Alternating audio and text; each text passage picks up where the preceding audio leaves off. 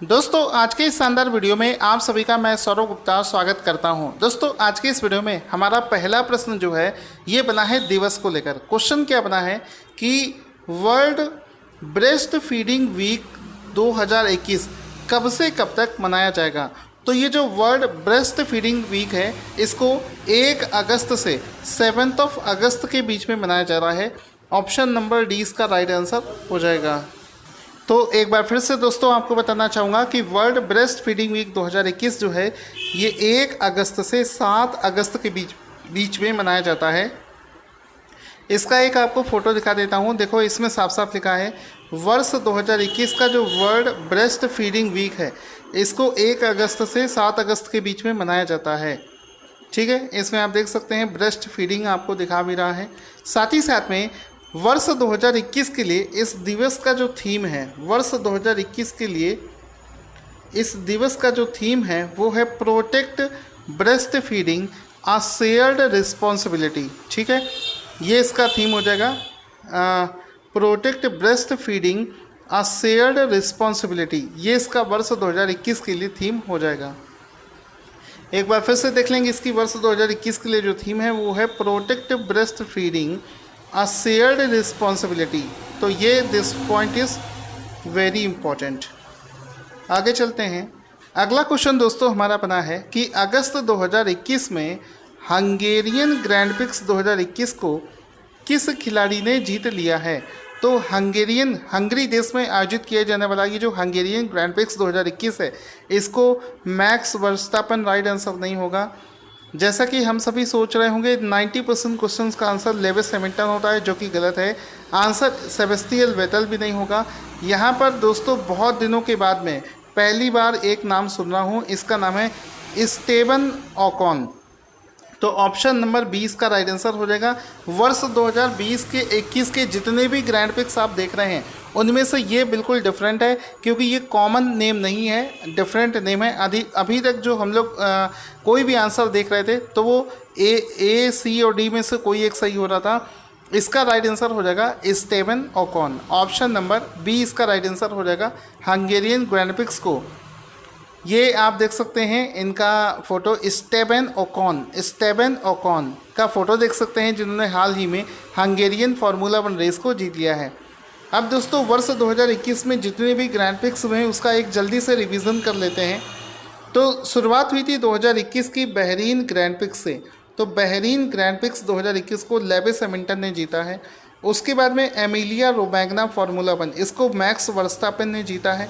इसके बाद में आता है पोर्तुगीज ग्रैंड प्रिक्स को लेविस हैमिल्टन ने जीता है। स्पेनिश ग्रैंड प्रिक्स को लेविस हैमिल्टन ने जीता है।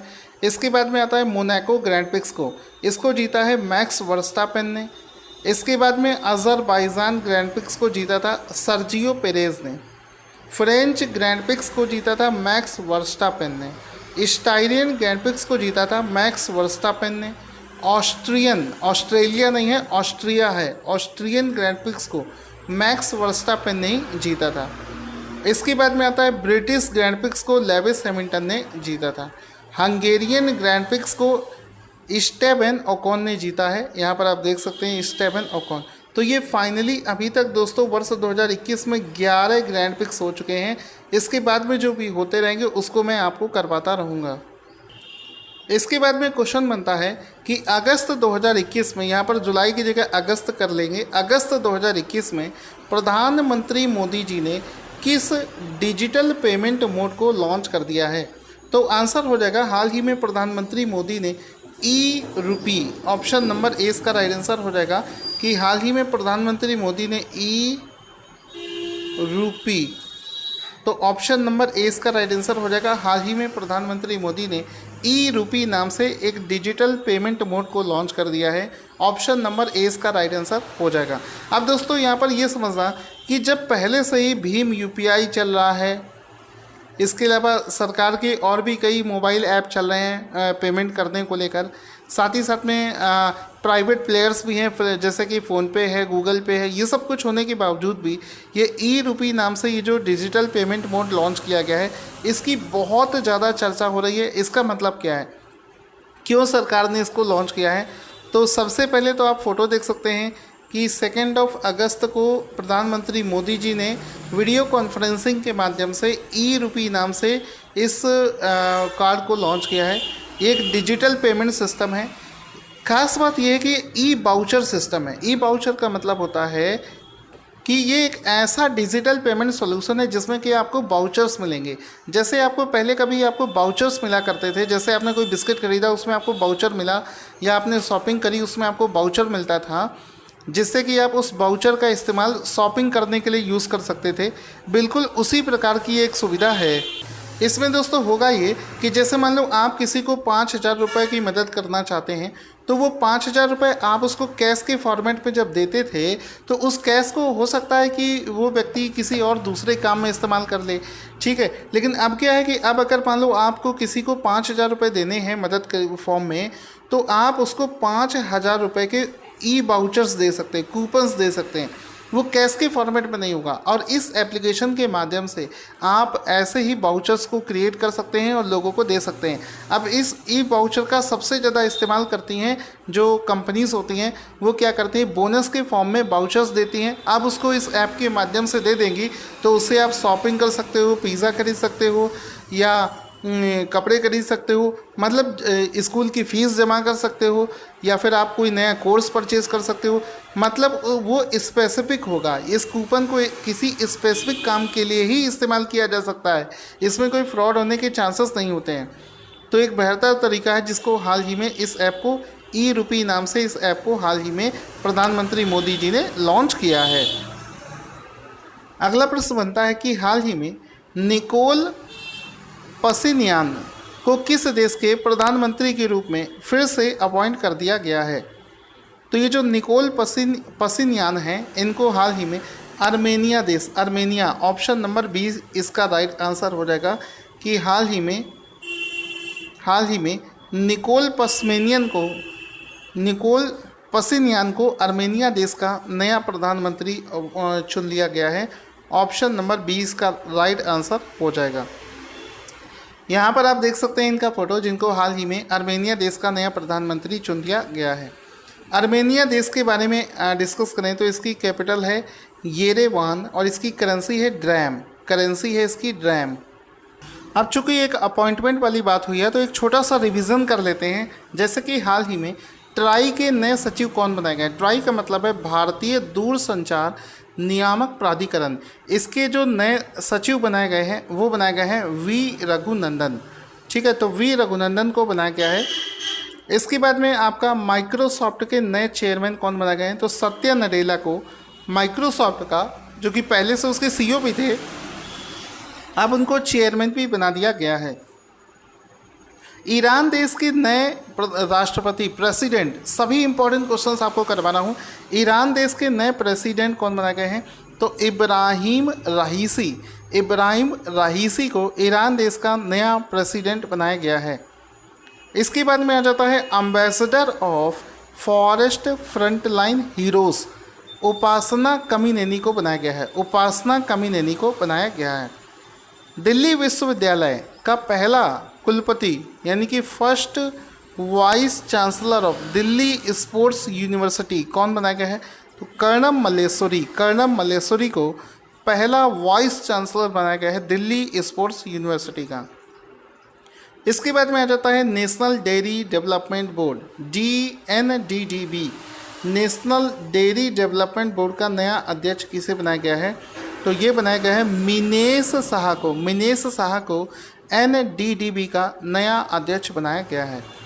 व्हाट्सएप ने भारत में अपना भुगतान प्रमुख किसे बनाया, व्हाट्सएप ने अपना भारत में हेड ऑफ द पेमेंट्स किसे बनाया है, तो आंसर हो जाएगा मनीष महात्मे। ये वाला बहुत इंपॉर्टेंट है। व्हाट्सएप ने इंडिया में अपना जो पेमेंट का हेड्स बनाया है वो मनीष महात्मे को बनाया है। अगला क्वेश्चन दोस्तों बनेगा कि हाल ही में चर्चा में चल रही एक पुस्तक जिसका नाम है इन एन आइडियल वर्ल्ड नाम से जो पुस्तक है, इसके लेखक कौन है, तो इन एन आइडियल वर्ल्ड नाम से ये जो बुक है इसके लेखक का नाम है कुणाल बासु। ऑप्शन नंबर 20 का राइट आंसर हो जाएगा कुणाल बासु। इन एन आइडियल वर्ल्ड नाम से जो पुस्तक है उसके लेखक हैं, तो ऑप्शन नंबर 20 का राइट आंसर हो जाएगा। इसमें आप देख सकते हैं कुणाल बासु का फोटो, जिनको in an ideal world, option number B, in an ideal world नाम से पुस्तक का लेखक है कुणाल बासु। तो कुणाल बासु का फोटो देख सकते हैं। दोस्तों रिसेंट पे एग्ज़ाम्स में बुक्स एंड ऑथर के बहुत ज़्यादा क्वेश्चंस पूछे जाते हैं। कुछ पुरानी किताबों और उनके लेखक का रिवीजन यहाँ पर हम लोग कर लेते हैं। जैसे कि बच्चों की एक पुस्तक थी द बेंच, बच्चों की एक पुस्तक जिसका नाम है द बेंच, इसके लेखक कौन हैं? तो option number D Megan Markle इसका राइट आंसर हो जाएगा। मेगन मार्केल के द्वारा इस पुस्तक को लिखा गया है, लिखा है द बेंच। द बेंच नाम से बच्चों की जो पुस्तक है इसको मेगन मार्केल ने लिखा है। तो ऑप्शन नंबर डी इसका राइट आंसर हो जाएगा। इसके बाद में आप देख सकते हैं एक पुस्तक है advantage India the story of Indian tennis, इसको अनिंद्या दत्ता ने लिखा है। जो बाइडेन अमेरिकन ड्रीमर पुस्तक को इवान ओस्नोस ने लिखा है। Dynasty to democracy the untold story of Smriti Irani's triumph, इसको अनंत विजय ने लिखा है, एग्जाम के लिए इम्पोर्टेंट है। The green queen of India a Nations pride, इसको प्रकाश जावड़ेकर ने लिखा है। इसके बाद में है prince with a paint brush, prince with a paint brush the story of Raja Ravi Varma, इसको शोभना थरूर श्रीनिवासन ने लिखा है। My life in full work family and our future, इसको इंदिरा नूरी ने लिखा है, ये भी आपको पता होना चाहिए। इसके बाद में अगला प्रश्न बनता है कि अगस्त 2021 में मिन आंग हलिंग को किस देश के प्रधानमंत्री के रूप में कार्यभार संभाला है या अपॉइंट किया गया है?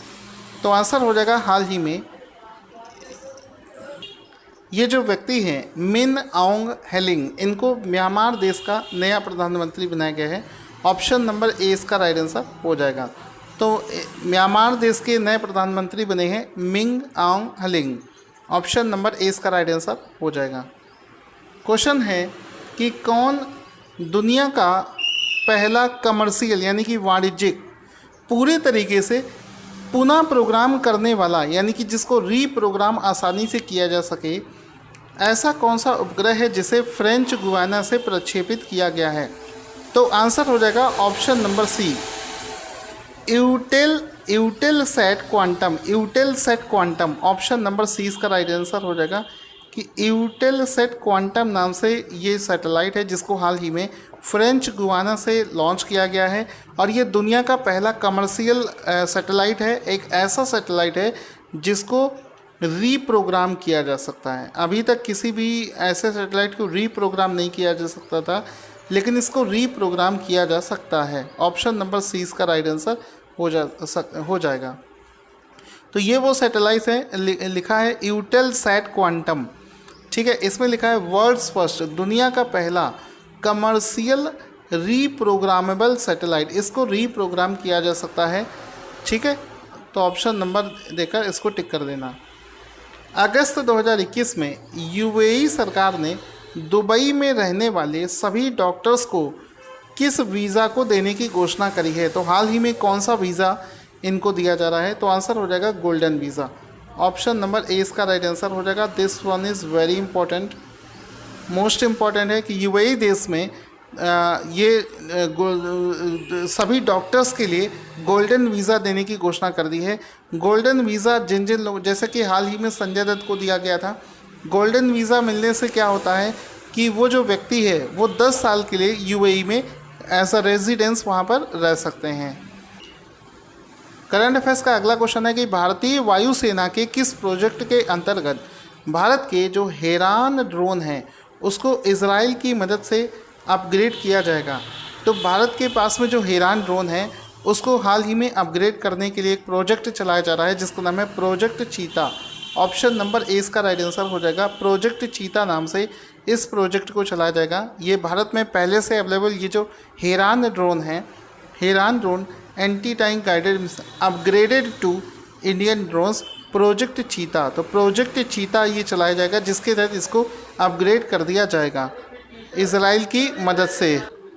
करंट अफेयर्स का अगला क्वेश्चन बनता है कि अगस्त 2021 में किसे महालेखा नियंत्रक controller general of accounts appoint कर दिया गया है? तो आंसर हो जाएगा दीपक दास।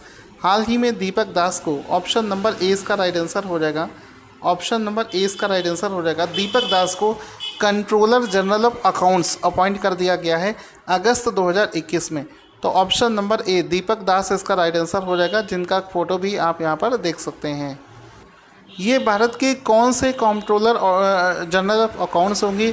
ये भारत के 25वें कंट्रोलर जनरल ऑफ अकाउंट्स के पद पर बिठाए गए हैं। तो ये 25वें होंगे, ये चीज़ भी आपको याद रखना है। एग्ज़ाम में आजकल ये चीज़ भी घुमा फिरा कर पूछ लिया जाता है। आज का क्वेश्चन जिसका आंसर आपको देना है स्क्रीन पर आपको दिख रहा होगा, जल्दी से इसका आंसर कमेंट बॉक्स में लिखना ना भूलें। Thank you for watching this awesome video.